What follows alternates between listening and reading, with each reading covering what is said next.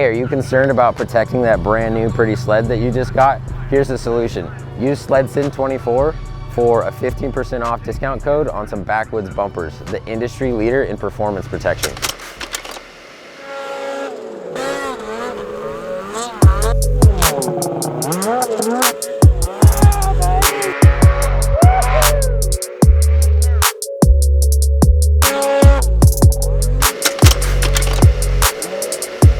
I feel like I want to fight Jose right now. Hey, right here. Fight. Let's do it. Headphones up, on, boys? dude. Headphones on. I like it. I mean, we should do like a SledSend fight night. Ooh. That'd be Have fun. our own YouTube boxing match with sledders. Yeah, dude. We could Just host them. put our helmets on and Start then pushing for We could have a smoker in Shay's shop. start pushing for a UFC contract. got the Hey, Dana White, if you're watching, let us know. All right, let's. Well, cool. SledSend listeners, welcome back to the next episode. We're going to do something kind of like what we've done in the past, but this is going to be a little bit of a different flair to it. I think I like this idea better. So we're going to do a Q&A episode. We've got Jose back on with us for this episode. We've got Shay and we've got Jeff. Kobe is on his way back from riding. What a loser. Yep, so he's not here. So in the past, I have had posts put out on Instagram asking you followers questions that you guys want us to talk about and answer on the podcast. And so we're going to do something like that, but we had an individual text me a list of questions, and then we were actually riding with this individual in Sealy Lake. His name is Frank from Carbon Pursuit, one of our sponsors. And he had the idea of doing like a live call-in, and he would ask us those questions, and then the team on the podcast in real time would answer those questions. So we do have special guests again as well. We've got Charlotte and Blake and Addison that are here with us in Shay's shop for this episode. But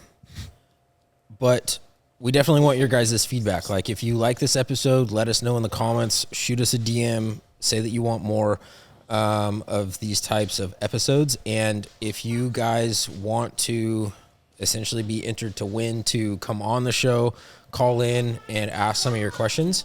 We want you guys to think of those questions. And then the best way to do that is to write out your questions and email myself at sledsend@gmail.com with your name and then your questions and your phone number.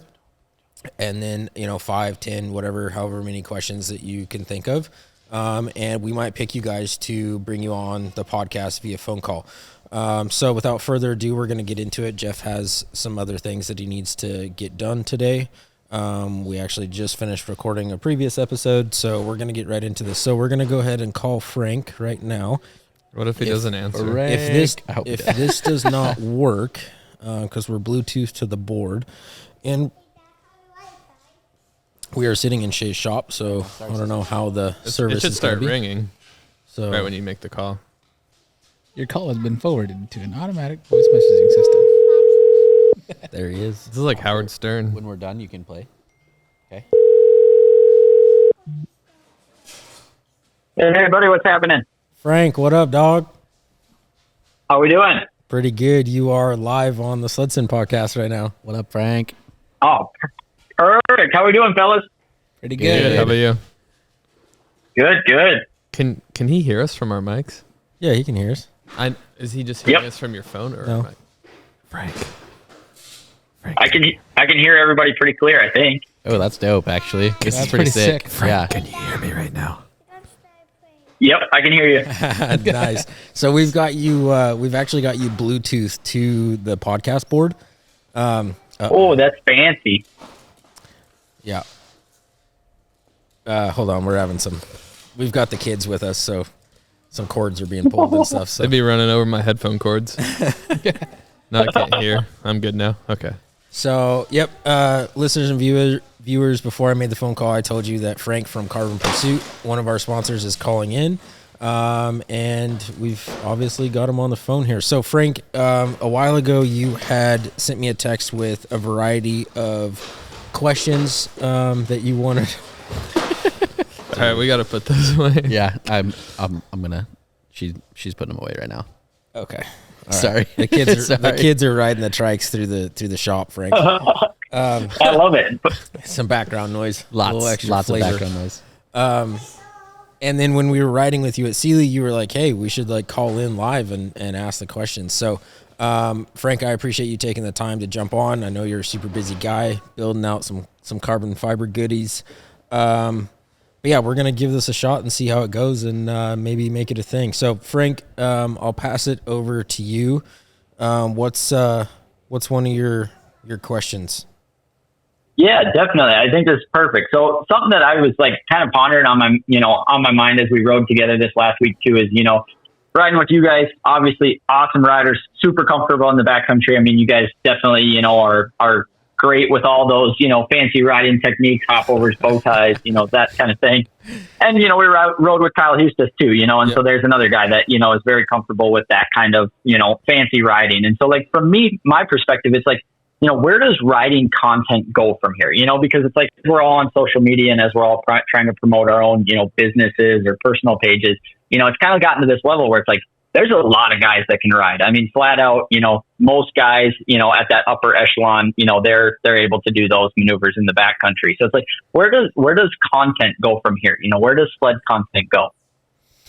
Yeah, that's a really good question. The first thing that pops into my mind is you're seeing the level of importance of content creation skyrocket. Seems like everybody and their mom has a Pelican case attached to the tunnel of their sled. So I definitely think that people are seeing, whether it's personal brands, seeing the importance of content to, get attention from companies for sponsorships, and what have you. Boy, where it's going to go from here. Jeff, I see you spinning gears. What do you think what it's going to look like here?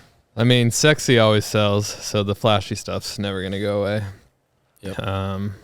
But I think storytelling is what makes other guys stand apart. Yep. In my opinion. Mm-hmm. Like Muskoka's videos all kind of have like a theme or a story to them. Like the Avalanche one. Yep. There's like a whole story there, right?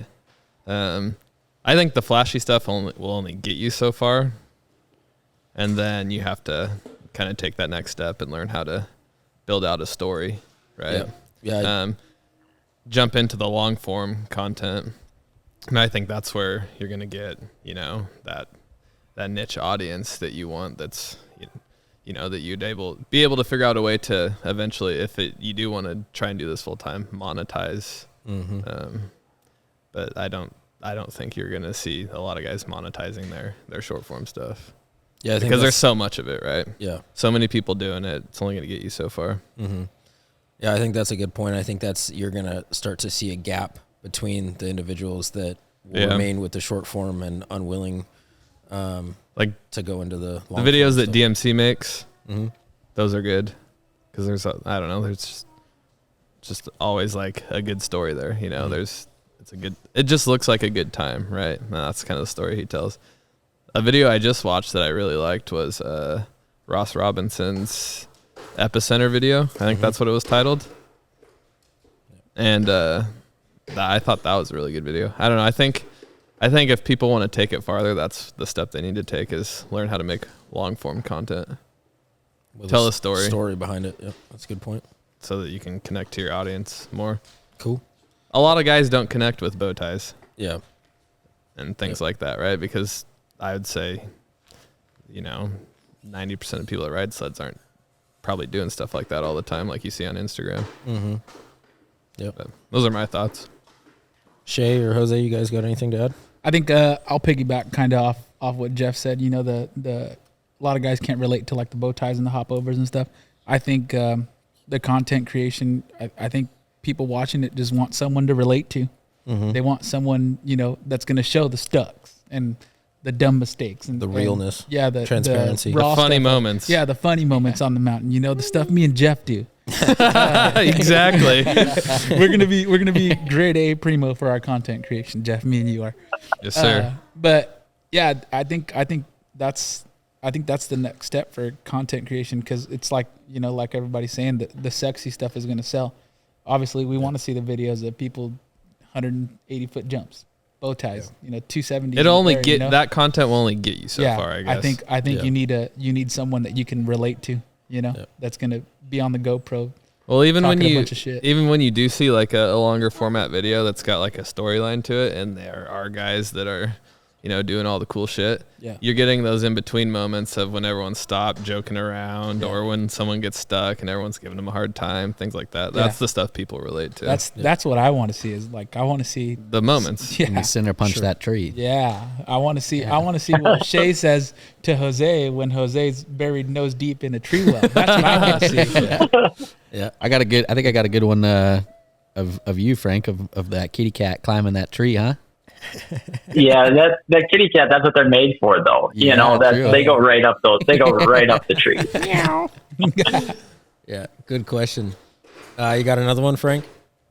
I think that feeds into. I mean, I think it transitions perfectly into kind of like we're just talking about. How do you take that from short form stuff to long form, and how do you kind of keep that audience engaged? And it's kind of like just curious from your guys' perspective. It's like who and that's I mean, it's the age-old question. Who in the industry do you guys think of right now that's kind of like bringing that complete package, right? Not only is it just their, riding ability, but maybe it's content creation. Maybe it's the businesses they're generating within the industry, kind of that, like I said, that full package that's kind of like, wow, that person is really, bringing this sled industry a lot right now.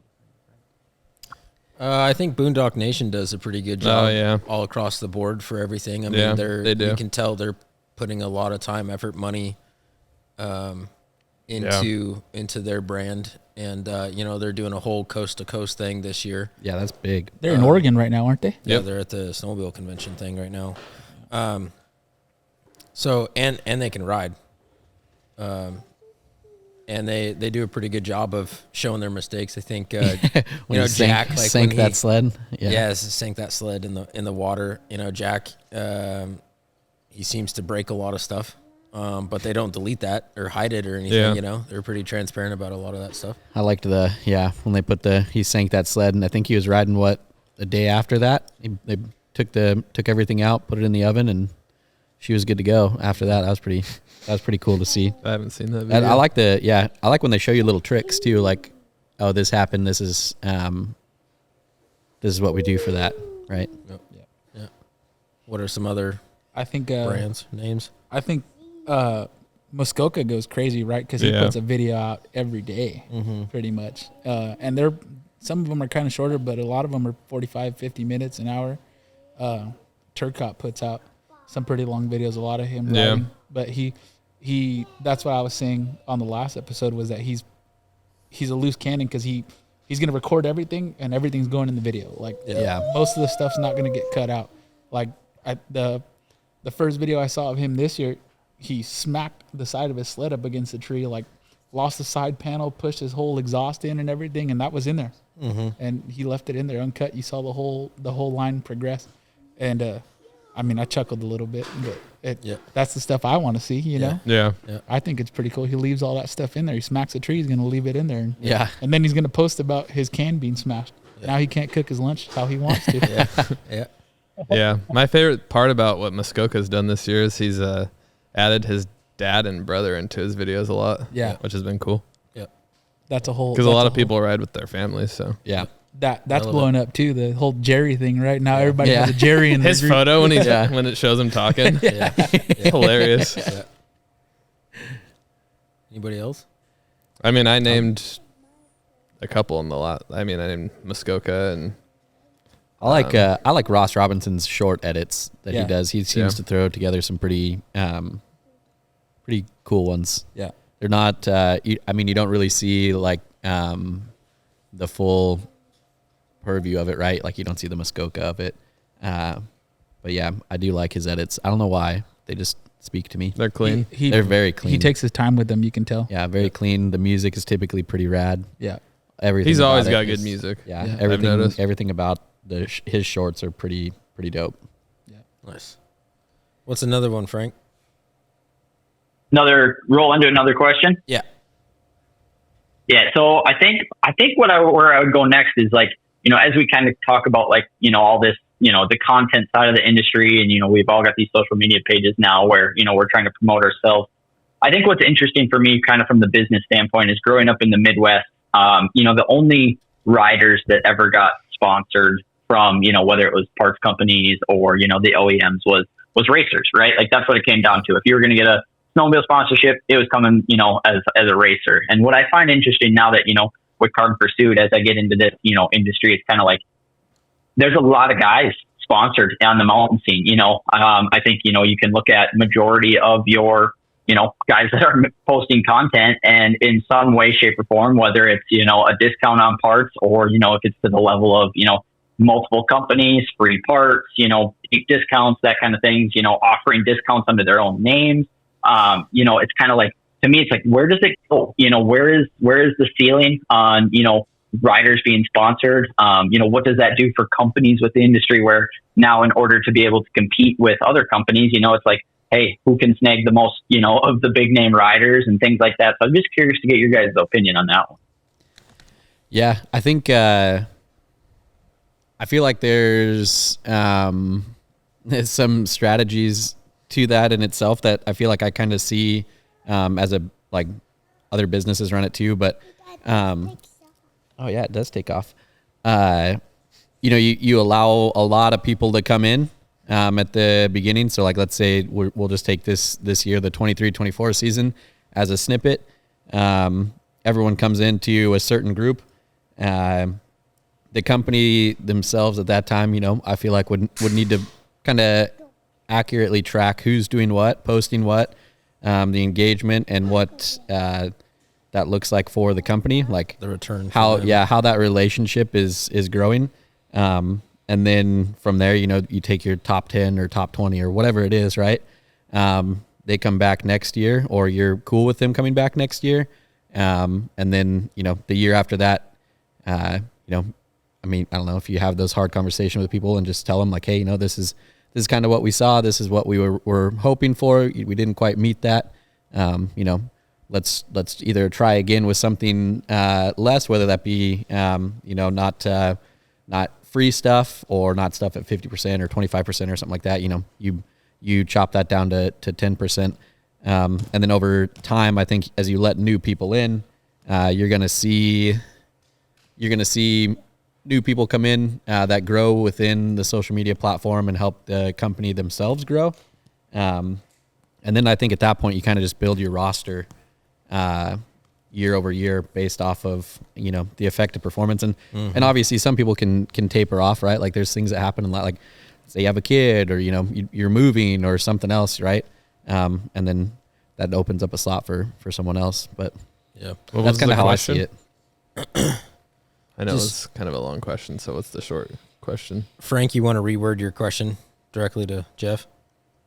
Yeah, basically, Jeff, I think with the amount of people within the industry that are sponsored right now, like where does it go? From not only from a business standpoint, but also from like a rider standpoint. It's like, like I think Shay's alluding to there, like, from the business standpoint, how to, find your perfect roster, but then also like, where do we go where like, people, are they still even buying parts anymore, or do they get to the point where everybody's just getting a deep discount on everything? Just kind of picking your guys' brains on that. Hey, what's up, guys? I want to take a quick second to introduce another one of this year's sponsors. We have RSI. So the handlebar setup on your sled is arguably probably one of the most important components on your whole setup. So definitely check out their site. They've got a ton of different products, and use SledSend 24 at checkout for a discount. I feel like it's already like that. I feel like too many companies are giving out too much stuff, in my opinion. I think. Yep. What do you guys think?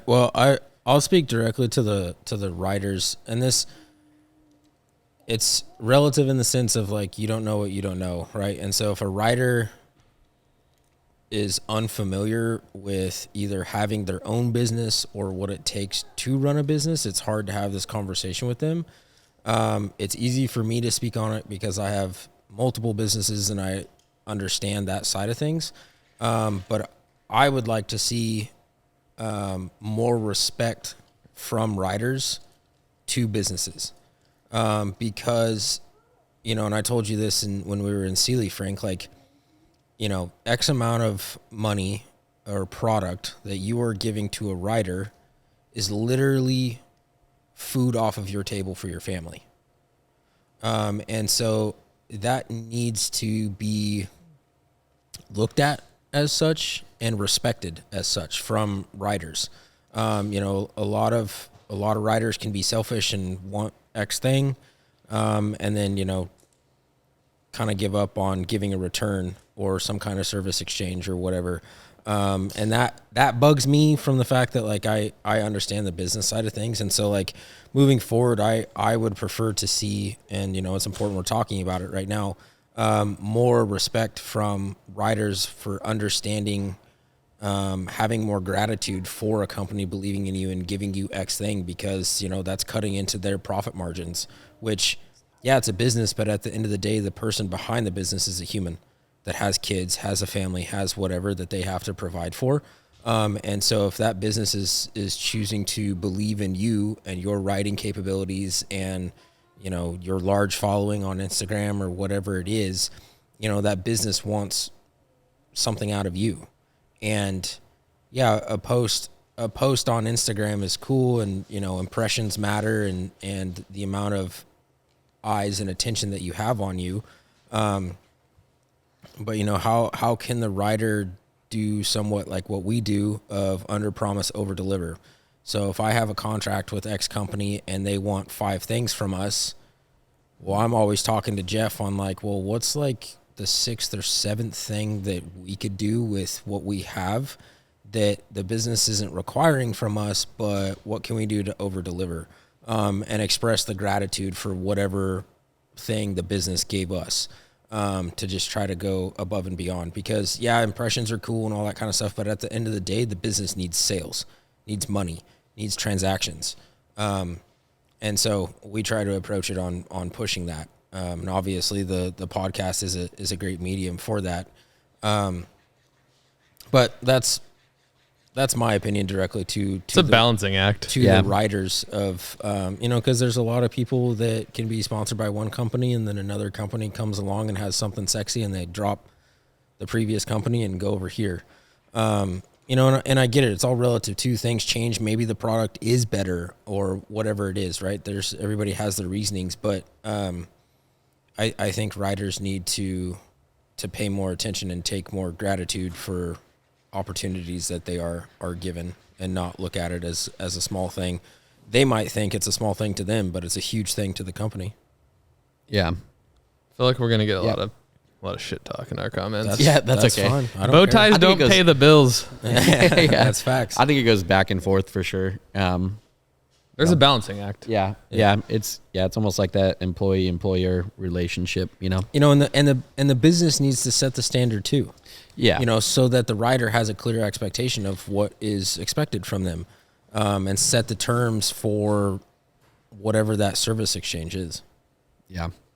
I think we see a lot of sponsored riders now. I feel like almost because the social media platform obviously has grown quite a bit, like in the last 3, 4, 5 years, right? Mm-hmm. So everything's changing. We're not watching snowmobile videos anymore, right? Sadly enough, you know, that's what we grew up on. Same with like snow shows. Those kind of seem to be in the decline, and that's where I feel like you saw a lot of companies. And you'd see those big name athletes that were on the videos. Well, now everything is instantaneous, right? It's on the social media.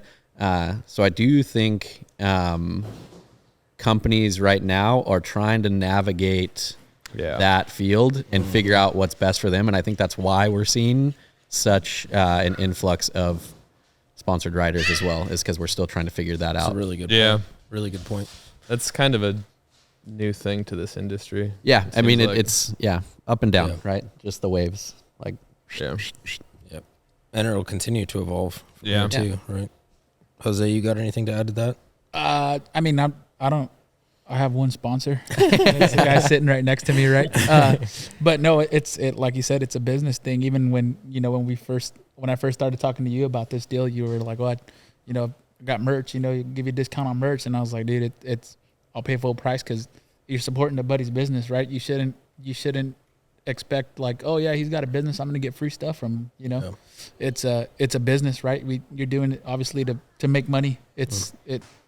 Either way, no matter which way you look at it. Yeah. You're doing it to make money. And as a rider, I think you got to kind of be able to not necessarily sell yourself, but like know what you bring to the table. Yeah. Like, you know, for instance, let's say I'm going to talk to Frank about getting sponsored with Carbon Pursuit. Like, I'm going to be straight up, like my social media sucks, but I can give you some funny shit. as long as Jeff's got the camera rolling, I can probably make you laugh. Provide entertainment is what you're saying. That's to the listeners, that's my role in this group. Yeah. I'm not the guy that's going to go out and do the sexy stuff. I'm the guy that you're going to laugh at when you watch the videos. And I'm perfectly A-okay with that. Yeah. Yeah, no, that's good. Frank, you got another one? Yeah, I think. Or want to speak to that? Yeah, I was just going to touch on that a little bit more. I think, you know, what's interesting from my perspective is, you know, like still being the new company on the block in this industry is, you know, I appreciate the hell out of the people that, you know, just buy my parts and then all of a sudden, you know, it's like, hey, here's this nice post or this nice, you know, whether it's even like, hey, they hopped on the camera for 2 seconds and like, hey, I just got your part. And I just want to say like, it looks super good in person. And, you know, I'll be making sure to tag you and stuff like that. Like that to me, like, oh man, that's huge. You know, now I just, you know, got somebody that bought my part. You know, for me, it's an immediate follow back on, you know, their social media platforms. Cause it's like, you know, they're obviously going to promote me and you know, I want to be able to turn and promote them as well. And, you know, that's what I think, you know, Bobby from Fire Ice and Ice kind of said this in one of his podcasts with you guys is like the person that takes it to that next level and maybe like, you know, creates that YouTube install video, like, okay, awesome. Now I didn't have to do that. You know, that saved me, you know, that checkbox for the week of, you know, create an install video and I can just, you know, upload that to, you know, whatever my website, my, you know, my social media pages and it's there for people to see. Yep. And then, you know, even, you know, taking that a little bit farther, you know, where it's like, you know, just, you know, any sort of rider feedback or, you know, a review on our website, you know, I mean, that's something that goes a long ways for a new company, you know, when people go on to Carbon Pursuit and there's no reviews, you know, it's like, then a lot of people are like, well, are these guys even really, you know, are they selling anything? Where it's like, if they go on there and they say, hey, you know, look at, there's actually some reviews on these products and people are liking them, makes people that much more apt to, you know, buy those products. As we all know, you know, buying off Amazon, you know, one of the biggest things is like, well, how many reviews does this product actually have, you know? And so, yeah, I think there's little things like that, you know, I think everything you guys kind of said, you know, I fully, you know, like on board with that. And, you know, I just go that next step for those kids that are trying to find that sponsorship or try to grow their social media. I mean, like I said, I think it's back to the whole business mindset of it's a grind, right? Like I have to take a chance on that first product and pay full price. But, you know, if you find the right company that you're going to be able to promote, most likely they'll promote you back, you know? Yep. Yeah. Yep. 100%. Good stuff.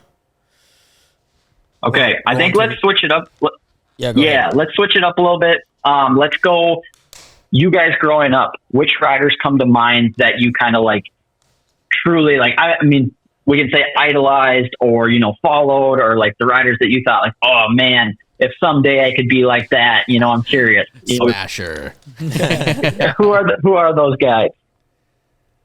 I'll go first on this one because I'm fairly new to the snowmobile game, so I didn't really grow up doing it. But I like trying to learn how to do stuff on a sled. I definitely watched a lot of Barant's videos.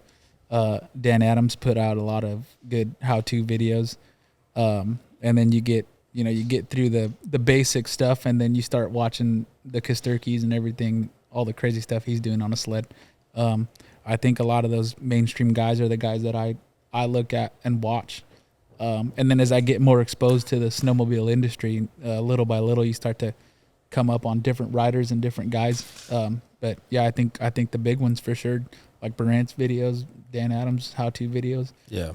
Caleb's how-to videos on how to do hopovers. I haven't quite figured that one out yet, but yeah, just the mainstream guys, the big guys that are blowing up in the industry right now, I watch and I pay attention to everything that comes out of their mouths because it's usually 9 times out of 10 very, very good information. Mm-hmm. Yeah, for me, so like I wouldn't say I'm ashamed of it, but I didn't grow up my childhood watching snowmobile videos at all. So I really didn't get into that kind of stuff until really around the time that prior to starting SledSend a little bit, like in high school and stuff. But then after SledSend, I mean, I spend the majority of my time watching a lot of Dan Adams stuff. Like I went way, way back on his YouTube. I've watched every single video. I've watched all of Brant's videos. I mean, when I was with you filming that episode before Smasher came, that was my first time watching a Boondocker show. Oh, really? Yep. Yeah, I'd never seen. Fire. Yeah. So, and then obviously, you know, off of what Jose said, I mean, then with social media, you know, you start picking up on a lot of other people. I watched a lot of Turcotte's stuff as well. And then all of Kosturki's stuff too. Yeah, I did. I watched a lot of snowmobile videos from, I think the one that I watched the most, I kind of just had it on repeat and I'd watch it every night before I went to sleep, was Two-Stroke Cold Smoke. I actually have it up there right now. That one and Turnigan Hardcore, that was pretty sick. Both those were dope. But I did love Boondockers. I think 509 came out right when I was younger.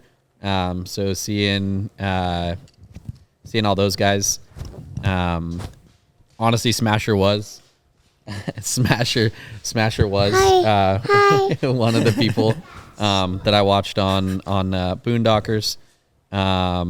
Who was it? Man, I don't know. There's just everyone that was in those videos, right, were the ones that I kind of looked up to.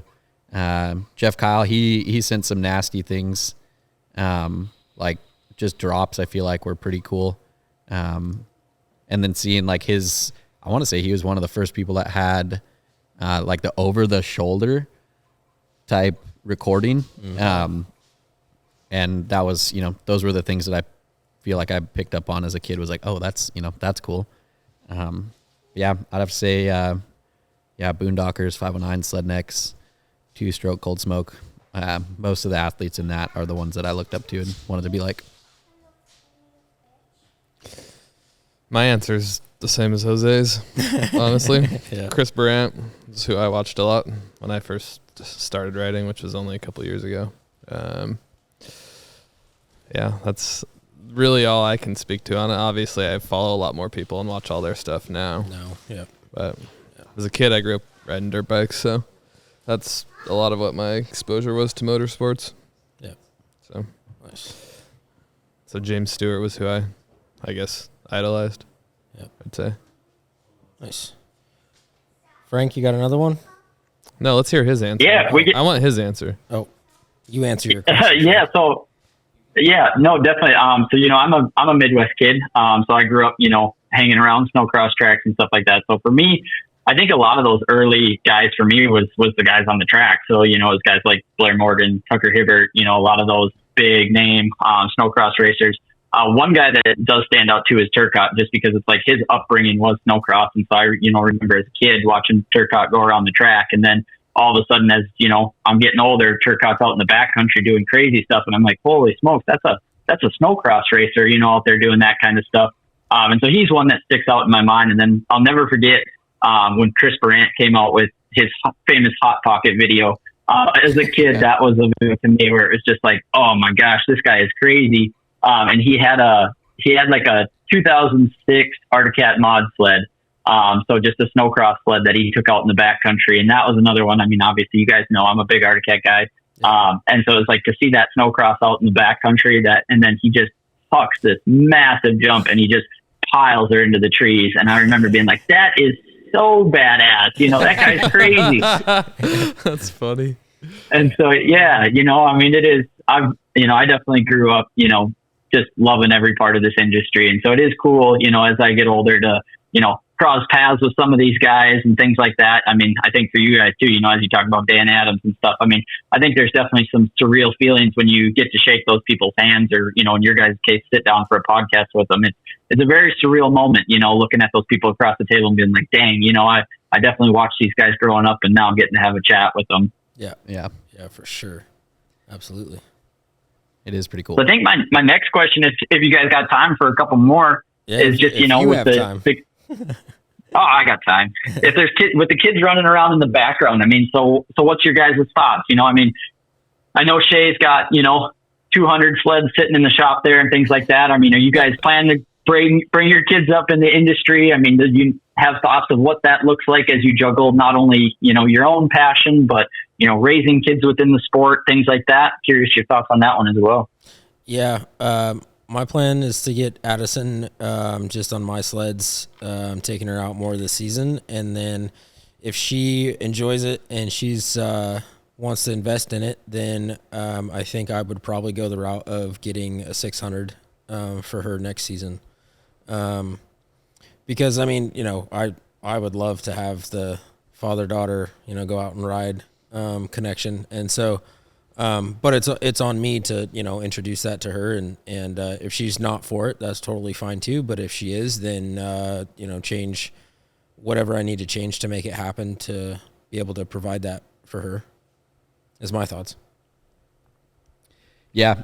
For me, I got to see, so a big part of the people that I ride with are the Gardners. So that's my family. That's my aunt and uncle. And I have 3 cousins, 2 boys and a girl. I got to watch them grow up riding. I mean, shoot, a couple of them rode on the front of my sled, right? When I was a teenager. And I always thought that dynamic was pretty cool. And now, especially one of my cousins, he's an absolute stud at riding. And that's really my hope for my family, right? I have a 5-month-old and a almost 4-year-old. So this year, bought the 4-year-old a little Skidoo 200, which is a little big for her. But in all honesty, I got a 200 so she could grow into it, and then Maverick could grow into it. And we'd have it in the family for a pretty long time, right?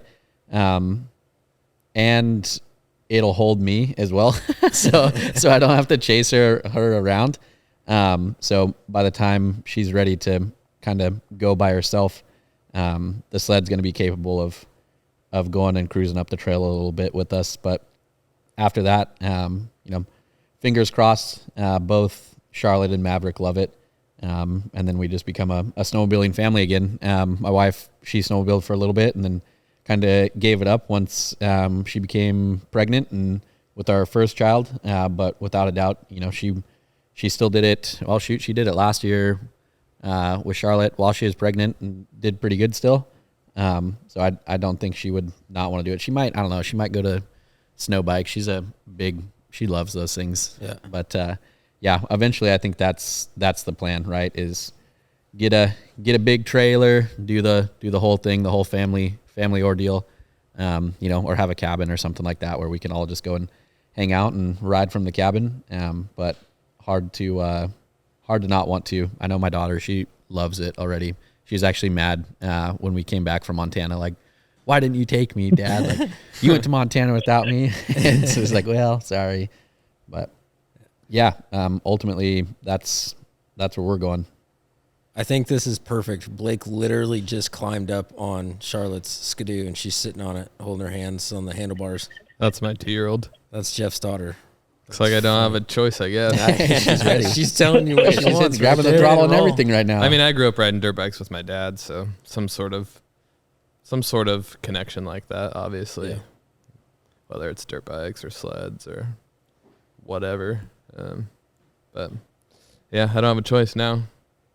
Yeah. She does this in my dad's garage all the time. That's why. Okay. So that's not her first time getting on a sled. Well, that one's she can get on easier. herself. Yeah. She can't get on the other ones, but my dad always sets her on his sled and whatnot. So, what about you, Frank? Yeah, I'm definitely, I'm hoping. I got 2 boys. I got a 2.5-year-old and a 2-month-old. So I'm in the same boat. I got the kitty cat right away and very similar. My oldest boy, he's definitely was too young for the kitty cat when we got it, but it's the whole run alongside and run the throttle and let him steer a little bit. And, I definitely hope that the boys grow up loving it as much as I do. My wife, Leah, is a big snowmobiler as well. Her whole family is. So, I think from the, like Shay said, the big snowmobile trailer and all that stuff, I hope that's what it grows into. And I think that's a big part of, Current Pursuit, like we talked about when I was on the podcast at Heydays, is, I hope that this is a business that provides an opportunity for the boys if they want to, grow within the industry, that there's, there's an avenue there and there's connections and things like that. Hopefully if their dad can, forge the path a little bit for them, that it's a little bit easier to, continue to grow things. I think if you look at a lot of the businesses within this industry right now, that first generation does grow them and provide kind of a path for, the second generation to take over if they want it. So, I mean, that's my goal or my hope. But yeah, I think time will tell. If nothing else, hopefully they like to ride and get out on the weekends and things like that. I mean, if they take up mountain riding, that'd be even better. Then, pack the family up and then I got more justification to buy more sleds and things like that. There so, you go. you got to scheme a little bit on that kind of stuff. Yeah. So, but yeah, no, I hope so, and I think that's, super cool as I think about, our Montana trip that we just got back from, it's like, man, a couple of years down the road, that could look a little bit different too. I mean, we might have to rein Toby in a little bit and we might just have to be trail riders with family. That's funny. Yeah, that's good stuff. Well, Jose, maybe he'll have a kid by then. Maybe we'll see. I don't know. Jose, what about you? I like I said, I'm fairly new to this industry, but I got 2 little girls at home. I got a 3-year-old and a 1-year-old now, and from the way things are looking, I think my 1-year-old's going to be the wild child, so she's going to be the one that's going to be wanting to go ride a lot more than my 3-year-old. The 3-year-old, she likes it now. When we got our little snowstorm here a couple weeks ago, I took her around the block and we were ripping around the block and stuff, and she put her helmet on and her goggles and everything and her boots and her pants and bibs and jacket and stuff, and came out and she was like, I want to get on a snowmobile, and I had it up on the deck. Yeah. And she was like, take it down, I want to get on it. And she was like, I pulled the ramp out, she's like climbing up the ramp trying to get up to the sled. Let me at it. Let me at it. Yeah, hey, relax, let me get it off. Your at least, 45-degree ramp. Dude, that ramp, that's got to go. That deck's got to go in general. Yeah. But yeah, I definitely, like I said, I started to get her gear. She's got boots and the outerwear and a helmet and goggles and stuff, and I think she's definitely anxious to ride.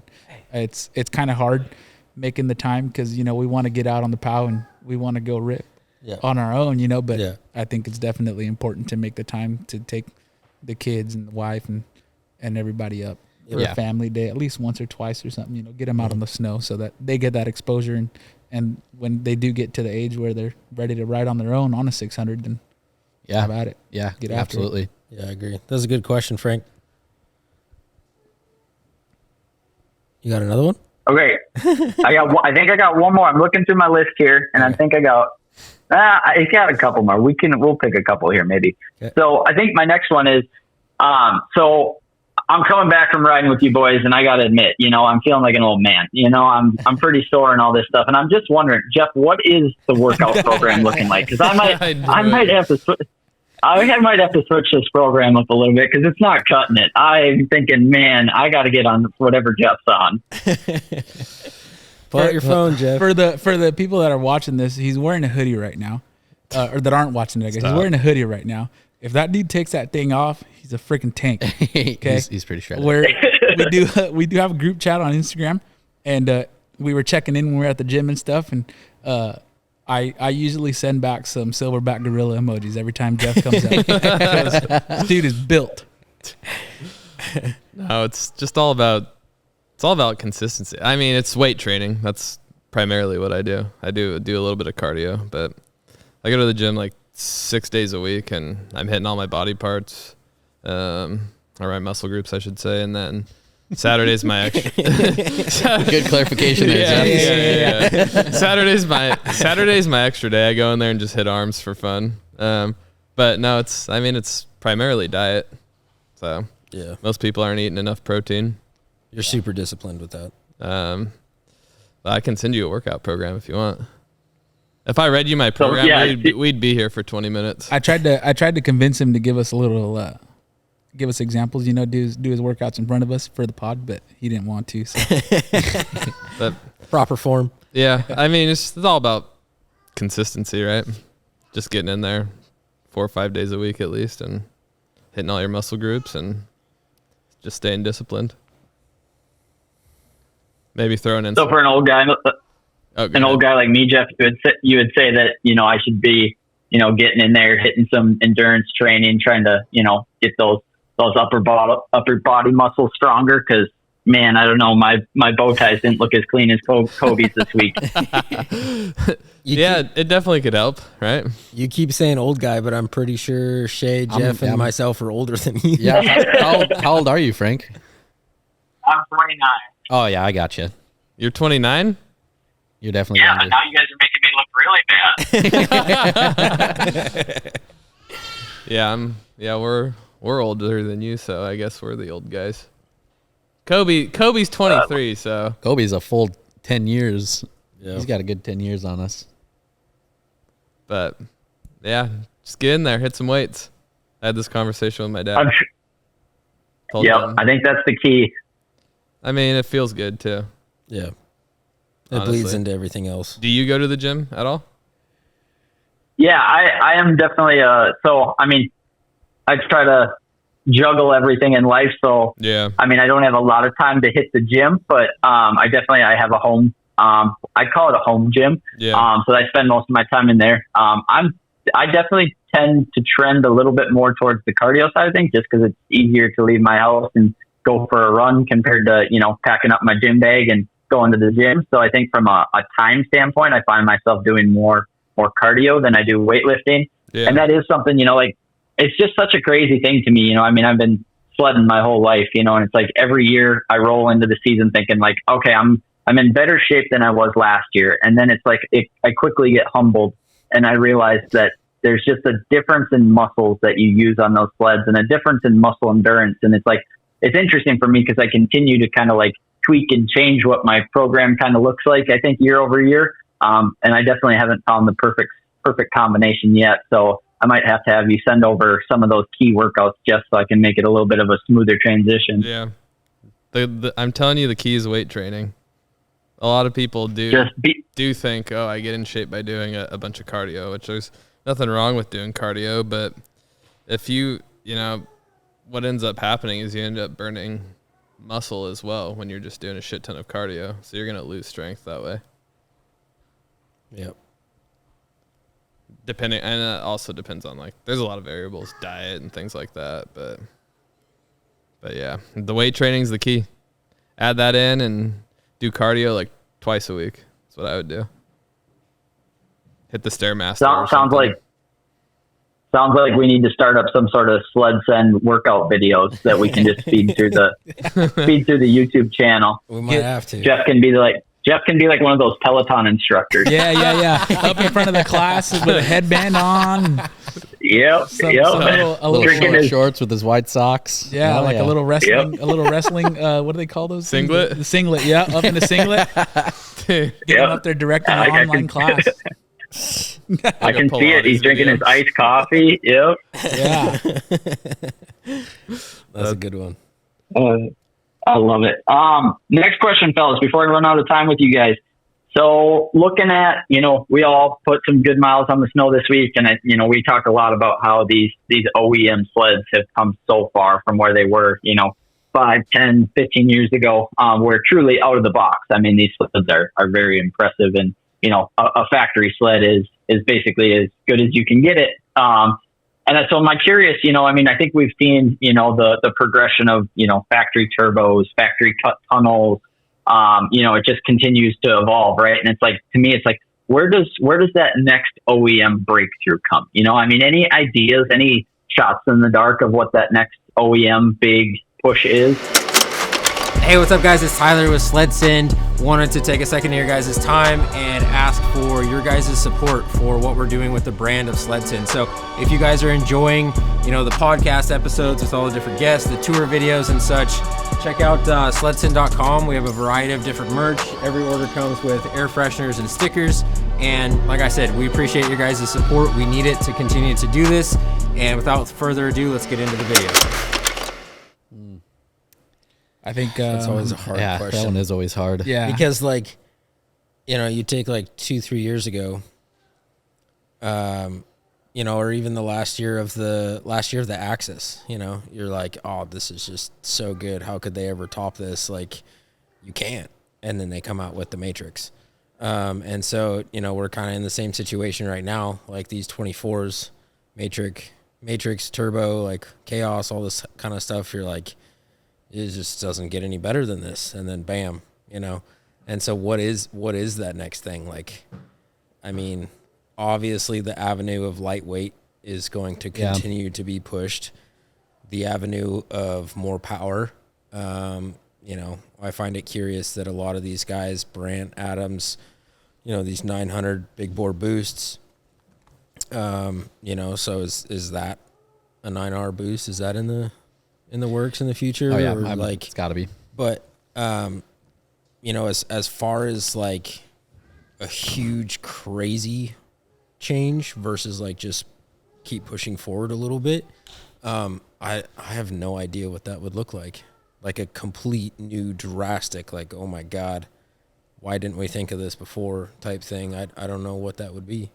Yeah, I don't know. I think, just the last few years, you just kind of look at the sleds. They've been coming out of the box with the stuff that, like you said, the Brandt and Dan Adams, the stuff that they're doing to their sleds, right? Like the lightweight stuff. They're down to the nuts and bolts, taking all the factory stuff out, putting titanium stuff in that's lightweight. Guys got 9Rs with turbos on them now, 9R boost. And I think that's just going to be the stuff that's going to start coming out of the factory. I think like helium hoods, eventually we're going to get to the point where you have a helium hood with an oxbow light already mounted to it, or a light already done with it, so that you don't have to go buy the helium hood. I think that a huge drastic change is that Carbon Pursuit's just going to be so big that they're going to sell the Polaris, and then you're going to have a full carbon fiber snowmobile tunnel and everything. Carbon fiber hood. Make sure you tag Polaris in this. Let them know. Say, hey, just down the road from you guys, there's this little company, Carbon Pursuit, hanging out. They could probably come up and maybe find a corner office that they could work out of up there at the old factory. Hell yeah! Get your carbon rails on right away, and I think I don't know if anything like huge yet, but I feel like we'll see some little modifications here and there, right? Like changing titanium into certain spots, or tweaking clutches or tweaking motors a little bit. But yeah, as far as anything else goes, it's hard to speculate. Sounds like the answer is refining power to weight ratio. Yeah, and it's really all they draw can that line with durability as well. I think for Jeff, it would be creating a snowmobile that can't get stuck. I have gotten stuck once this year. I think I haven't gotten stuck. That new snowmobile that I don't is think impossible to get stuck. I didn't say the one that I'm thinking of. You weren't very stuck. I think it was just I don't think you're that stuck that much. It was a technical thing for me. Yeah, I think so. That's what it was. It was a technical stuck. I think Jeff's snowmobile kind of looks like one of them hovercrafts. Then it just kind of keeps him out of the snow. He just kind of hovers over right the above snow. It. Yeah, carve it anytime you want. Well, Bobby from Fire and Ice said he thinks they should make them smaller. Yep. I mean, that's like skinny, like narrow them, just shorter, probably all around, probably all around, and more narrow.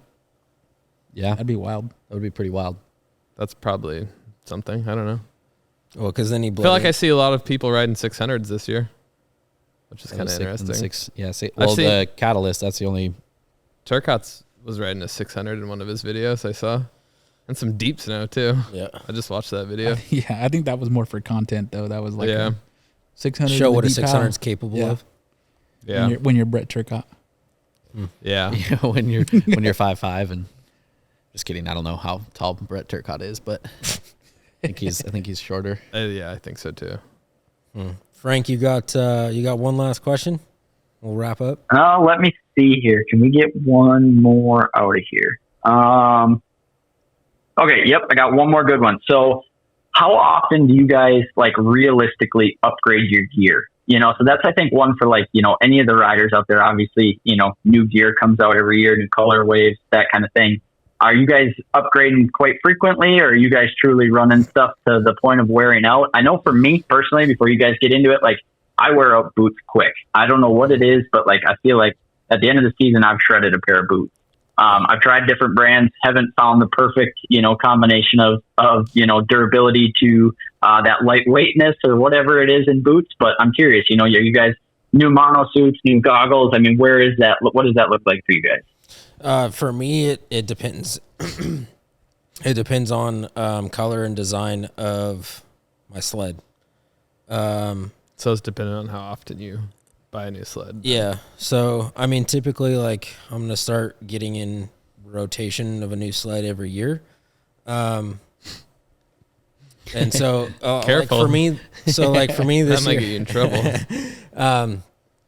you know, both of my sleds, black and white with the olive green logos. I ordered the new olive green ripsaw from Climb. How's that going? Not so good. I'm not going to get it until February now, which isn't Climb's fault. It's a manufacturing thing. But I have my black suit from last year, and it fits. You know, black is going to fit with no matter what. Like, I could keep my black suit and have a red sled, you know, but for me personally, like, I like nice stuff.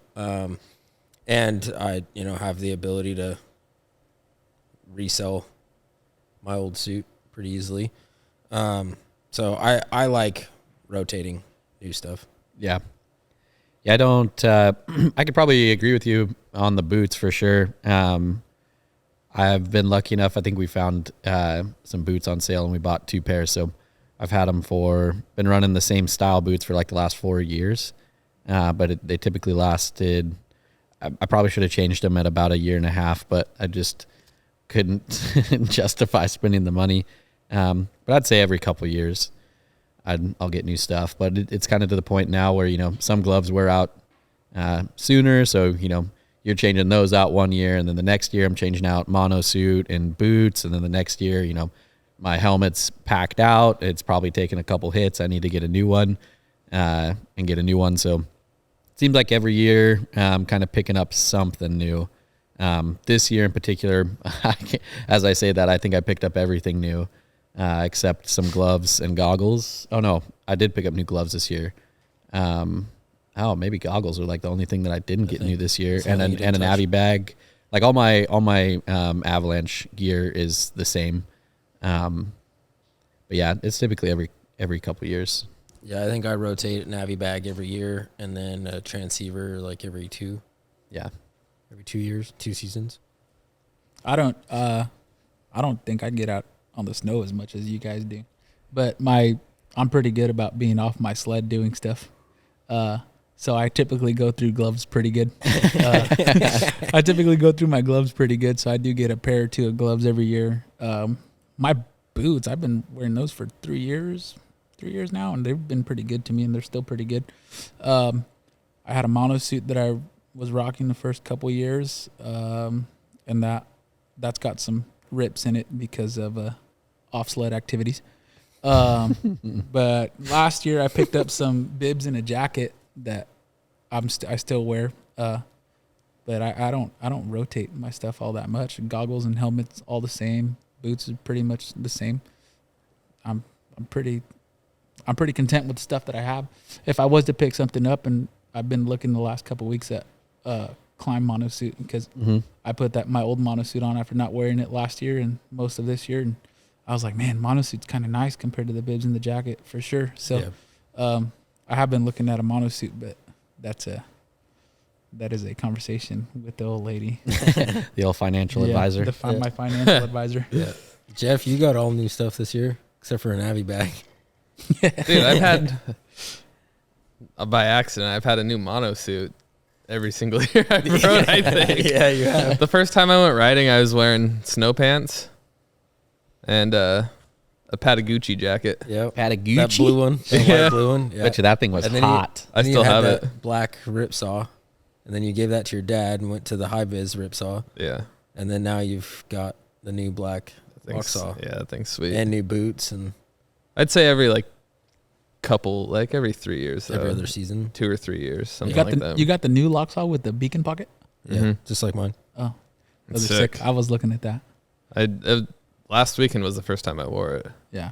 But yeah, it's I sick. think, like you said, I kind of look like a dweeb because I'm on a gray and blue sled with like a teal jacket and black bibs. That's like okay. A high vis, I don't high vis match it all backpack either. and stuff. But like typically, I do like to. I'm kind of like you. Like I like the black and white neutral colors. You know, and It's easier that way. it's a lot easier. Goes You know, with but everything. Well, you saw me when we rode at Tollgate. I was wearing my high vis suit on the purple and teal sled. yeah. Looking like a Like goofball. Fruit Loop. You should have Yeah. worn that Sunday of our Abbey course because we would have been able to see you probably. Yeah, Couldn't see anything that day. that's true. Well, cool. Anything else to add to gear stuff? No? Cool. No. Frank, good questions, dude. I appreciate you phoning in and taking the time to be a part of this episode again. Of course. Yeah, no, I was happy to join. And I think, from my end, for all the listeners out there, I mean, I got to say, fellas, I was pretty dang impressed with those couple days on the snow together. I mean, you guys are the real deal. So not only do you guys have a killer content, behind the podcast and what you guys put out, but you back it up. You're great guys on the snow, and I really appreciate the time we got to spend together out there in Montana. Likewise, dude. I appreciate it a ton. We will put your Instagram and a link to your website in the description below, so listeners and viewers definitely check that out. Cool. Frank, I appreciate you tuning in. We'll talk to you soon, dude. Sounds good. See you, fellas. See you, Frank. You're the man. Yep. Later. All right, cool. So listeners, thank you guys for tuning in on this Q&A live call-in with Frank. If you guys enjoyed this episode and want to see more of this, definitely let us know. Because like I said in the previous episode, we are out of Heyday's episode, so everything moving forward is fresh. We're about to go to the SledSend ride and do some episodes with guests and whatnot, so we'll have some of those coming out as well. But if you guys enjoy, just the boys in the shop talking and doing this Q&A stuff, please let us know. We want your guys' feedback. I feel like we do one a month at least. Yeah. Q&A. I like that. Yeah, I like that a lot. It was good. But, we're not doing this podcast for ourselves. We don't sit here and watch it. So we need your guys' feedback of what you guys like to listen to, don't like to listen to, whatever. So definitely let us know. And like I said at the beginning of this episode, if you guys want to partake and do exactly what Frank just did, send me an email to sledsend@gmail.com with your questions, your name, your phone number, and all that kind of stuff. And we might get you guys on to do what Frank just did on an episode with us. So, any parting words from the boys before we jump off? It was a good episode. Appreciate Frank and everything he does for us. Yeah. He's got quality products, quality person. Like him. He's a stud. Yeah. He's a lot of fun to ride with. Absolutely. Go buy Frank's shit. Yeah, I've never met Frank. That's the first time I've talked to him, but I look forward to meeting him. Yeah, he's cool. Seems like he's a a cool dude. stud. So, all right, cool. Well, SledSend listeners, we will wrap up this episode. Appreciate you guys tuning in. And as always, we'll catch you on the next one.